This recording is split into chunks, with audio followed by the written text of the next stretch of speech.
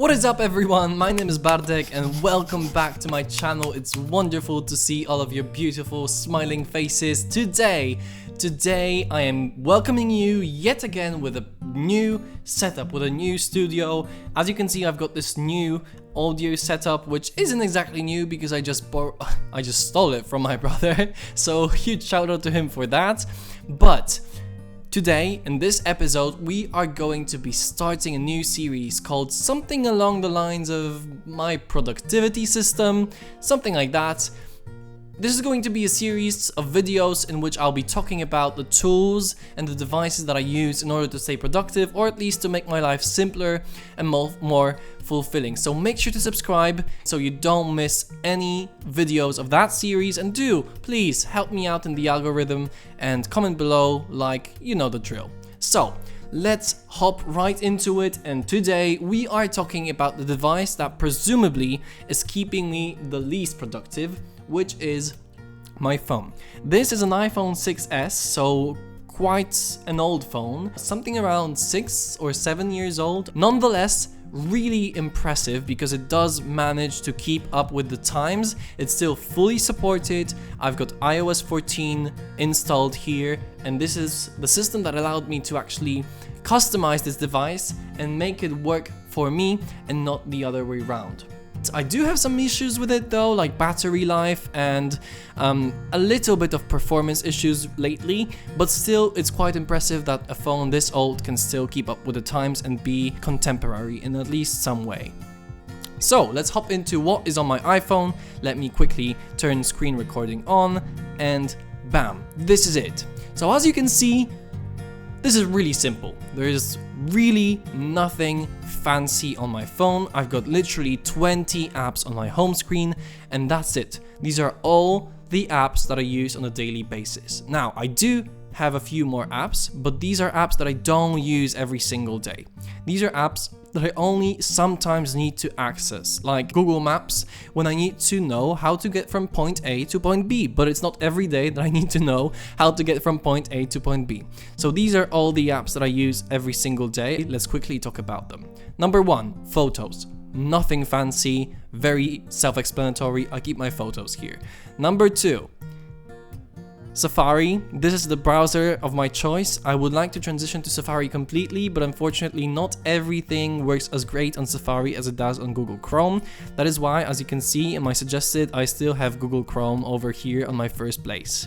Number 3, settings. Nothing really fancy again. The only thing worth mentioning is the fact that I have notifications turned off for almost all of my apps. There are only about 2 or 3 apps that I have notifications allowed. Number 4, Notion. Now, this is an app that is incredibly vast and broad, and there's so many opportunities, so many ways you can use it that I probably haven't even touched the tip of the iceberg, but I am going to be making a separate video about that because, again, it's such a broad and vast tool. But I use it mostly for content management. As you can see, I've got all of my content, all of my YouTube video ideas written down here. Right now I have something around 142 YouTube video ideas. So yeah, I know how to keep myself busy. But also, as you can see, there's a few other things here like wish list, good movie quotes, and other, just random stuff that I want to have a place to write down. And that's where I do that. Number 5, Messenger. Again, very self-explanatory, not going to be talking about that. Number 6, IKO. This is my bank app, so not going to be opening that again.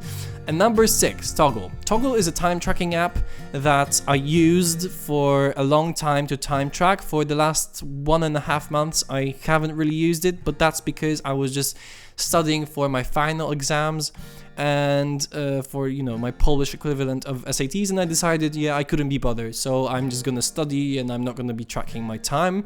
But it really is nice to be able to see at the end of the month how long I've spent doing some certain categories of things. So here I got projects, and these categories are as follows. These are the categories that I use, and it's nice to be able to see at the end of the month how much I spend doing these.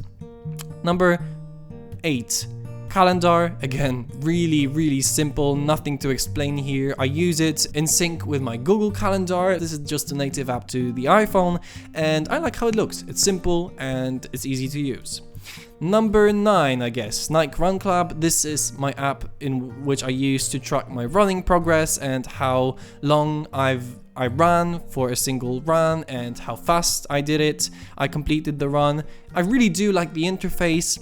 Nike also has an app called Nike Training Club or something like this, and I really liked it. I used it for a long time and I love the interface. I love how it looks. I love how it works. It's fantastic.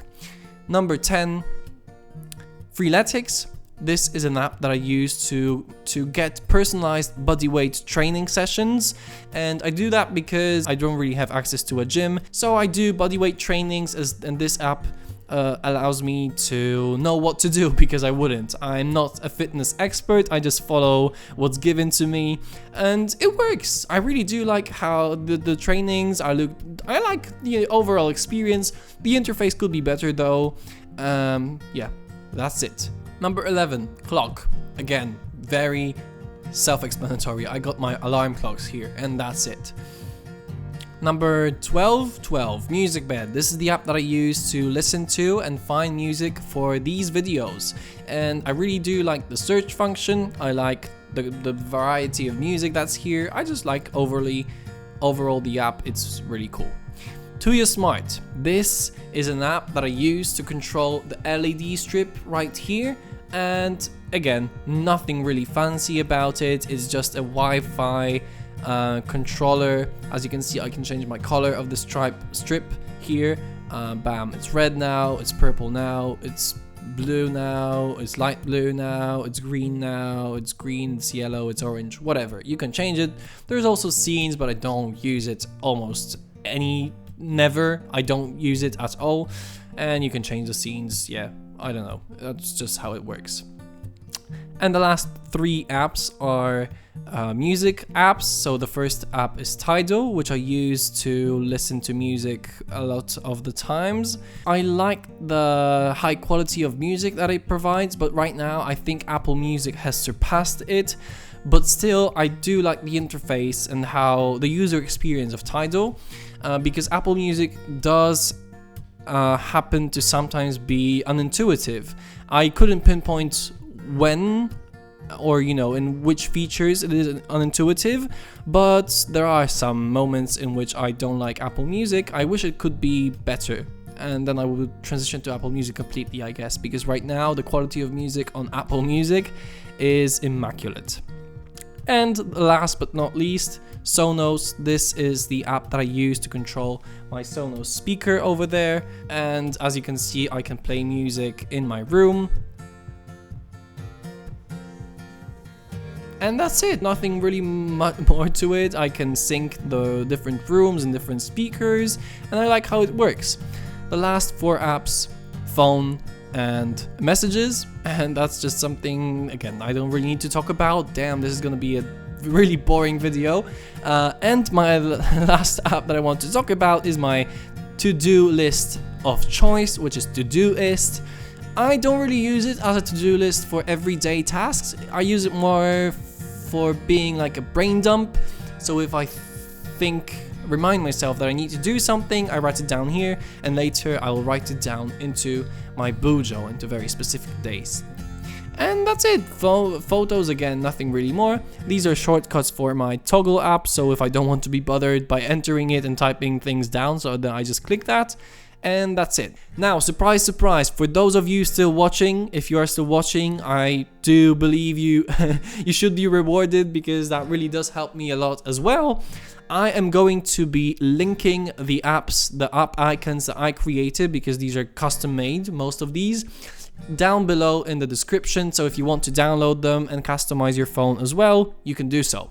And that's it from me. Thank you so much for watching. I know this video was a little bit more mundane than all the others, especially because my phone is all but interesting. I don't have any social media apps on my phone. That does not mean I don't check social media. I sometimes cheat by going into the browser and typing in Instagram, but still, there is a little bit more friction before I can do that. And yeah, my screen time had dropped significantly once I customized that. So it works, and I recommend you do it too. Thank you so much for watching. Have a great, fantastic, happy, awesome, scintillating day, and I will see you in the next one. Bye bye.